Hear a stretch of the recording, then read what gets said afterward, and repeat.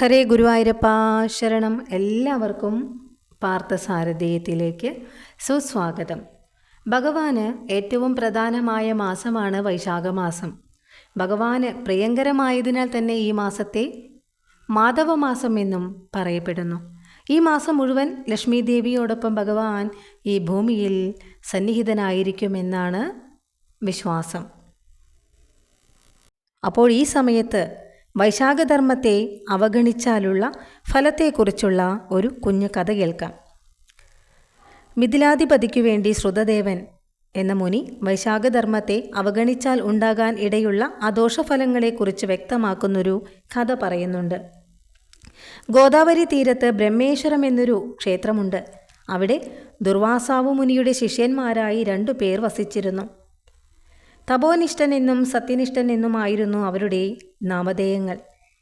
സത്യനിഷ്ഠനാവട്ടെ സദാസമയവും നാരായണ കഥ കേൾക്കാനായിരുന്നു താൽപ്പര്യം. മറ്റൊന്നും അദ്ദേഹം ആഗ്രഹിച്ചില്ല. ഒരു കർമ്മവും അദ്ദേഹം ചെയ്തിരുന്നതുമില്ല. ഭഗവാന്റെ മാധവന്റെ കഥ പറഞ്ഞുകൊണ്ടും കേൾപ്പിച്ചുകൊണ്ടും സത്യനിഷ്ഠൻ ജീവിച്ചു പോന്നു. വിഷ്ണു കഥ പറയാനും കേൾക്കാനും അദ്ദേഹത്തെ പ്രേരിപ്പിച്ച ചില കാര്യങ്ങളുണ്ട്. വിഷ്ണുഭക്തി വർദ്ധിക്കുവാനും സത്സംഗമുണ്ടാകുവാനും വിഷ്ണു കഥ നമ്മെ സഹായിക്കുന്നു. ജ്ഞാനം ലഭിക്കാത്തവൻ്റെ കർമ്മം തീർച്ചയായും നിഷ്ഫലമാണല്ലോ. കഥാശ്രവണം കൊണ്ട് ജ്ഞാനം ലഭിച്ചാൽ ധ്യാനിക്കുന്നതിന് ഒരിക്കലും പ്രയാസം ഉണ്ടാവുകയുമില്ല. അങ്ങനെ വിഷ്ണു കഥകളും ജനങ്ങളും ഇല്ലാത്ത ആ ഒരു സ്ഥലം പ്രയോജനരഹിതമാണെന്ന് അദ്ദേഹം എപ്പോഴും പറയുമായിരുന്നു. വിഷ്ണു കഥകളും ജനങ്ങളും ഇല്ലാത്ത സ്ഥലം തീർച്ചയായും പ്രയോജനരഹിതം തന്നെയാണ്. അതുകൊണ്ട് ആ സ്ഥലം എത്ര വലിയ സ്ഥലമായാലും ഉപേക്ഷിക്കണം. അതേപോലെ തുളസിയും വിഷ്ണു ക്ഷേത്രവും വിഷ്ണു കഥകളും ഇല്ലാത്തിടത്ത് മരിച്ചാൽ നരകവാസമായിരിക്കും ഫലം. ഇവയെല്ലാമാണ് സത്യനിഷ്ഠനെ വിഷ്ണു കഥ പറയുവാൻ പ്രേരിപ്പിച്ചതും.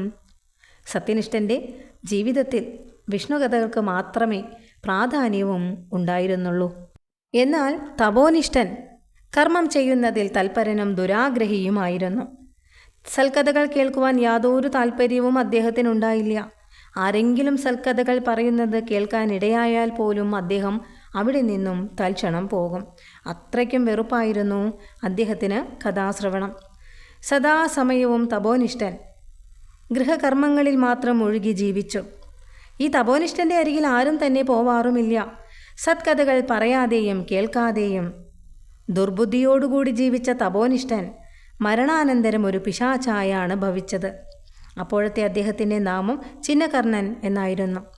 രക്ഷിക്കാൻ ആളില്ലാതെയും ഭക്ഷിക്കുവാൻ പദാർത്ഥമില്ലാതെയും വിശന്നും ദാഹിച്ചും ജീവിതം നയിച്ചു ആ പിശാച്ച്. ഒരു ദിവസം സത്യനിഷ്ഠൻ പിശാചായി വസിക്കുന്ന ഈ തപോനിഷ്ഠൻ്റെ സമീപം എത്താനിടയായി. അങ്ങനെ അവർ പരസ്പരം കണ്ടപ്പോൾ ഈ പിശാച്ച് പെട്ടെന്ന് ഭയന്നോടുവാൻ തുടങ്ങി. അപ്പോൾ ഈ തപോനിഷ്ഠനായ പിശാച്ചിനെ അടുത്ത് വിളിച്ച് കാര്യങ്ങളെല്ലാം അന്വേഷിച്ചു സത്യനിഷ്ഠൻ. അപ്പോൾ പൂർവജന്മ കർമ്മങ്ങൾ ഈ പിശാച്ച് അദ്ദേഹത്തെ അറിയിച്ചു. സത്യനിഷ്ഠ, നിന്റെ മിത്രമാണു ഞാൻ. ദുർവാസാവു മുനിയുടെ ശിഷ്യന്മാരായി നാം ഒരുമിച്ചാണ് വിദ്യയെല്ലാം അഭ്യസിച്ചത്. കർമ്മനിഷ്ഠനും ദുരാഗ്രഹിയുമായി ഞാൻ എൻ്റെ ജീവിതം നയിച്ചു. കർമ്മനാശം വരുമെന്നുള്ളതുകൊണ്ടും ഭയം കൊണ്ടും ദുർബുദ്ധി കൊണ്ടും ഞാൻ വിഷ്ണു കഥകൾ കേൾക്കുവാൻ താല്പര്യം പ്രകടിപ്പിച്ചില്ല. മാത്രമല്ല സജ്ജനങ്ങൾക്ക് ഞാൻ വിഷ്ണു കഥകൾ പറഞ്ഞും കൊടുത്തില്ല. അങ്ങനെ ജീവിച്ച ഞാൻ മരിച്ചു കഴിഞ്ഞപ്പോൾ ഒരു പിശാചായി മാറി. എൻ്റെ ഈ ദുഃഖത്തിൽ നിന്നും കരകയറ്റുവാൻ ആരെയും ഇതുവരെയും കണ്ടെത്തുവാനും കഴിഞ്ഞില്ല. അങ്ങയുടെ ഈ ദർശനം കൊണ്ട് തന്നെയാണ് എൻ്റെ പാപങ്ങൾ മാറിയതായി എനിക്ക് അനുഭവപ്പെടുന്നത്. ഇത്രയും പറഞ്ഞുകൊണ്ട് തപോനിഷ്ഠൻ രക്ഷിക്കണമെന്ന് അപേക്ഷിച്ചുകൊണ്ട് സത്യനിഷ്ഠൻ്റെ ആ പാദങ്ങളിൽ വീണു. അദ്ദേഹവും ശിഷ്യന്മാരായി ജീവിച്ച ആ ഒരു അവസരത്തെ സ്മരിച്ചു. അതിനുശേഷം സത്യനിഷ്ഠൻ ജലം പാനം ചെയ്യുവാൻ നൽകി. വൈശാഖ മഹാത്മ്യം പറഞ്ഞു കേൾപ്പിച്ചു.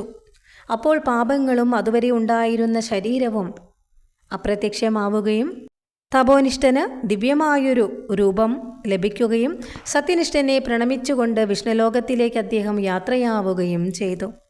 വിഷ്ണുകഥ കേൾക്കുന്നതിൻ്റെയും പറയുന്നതിൻ്റെയും മഹാത്മ്യം ഇതിൽ നിന്നും വ്യക്തമാണല്ലോ വൈശാഖ മാസത്തെ നാം അവഗണിക്കുവാൻ പാടില്ല.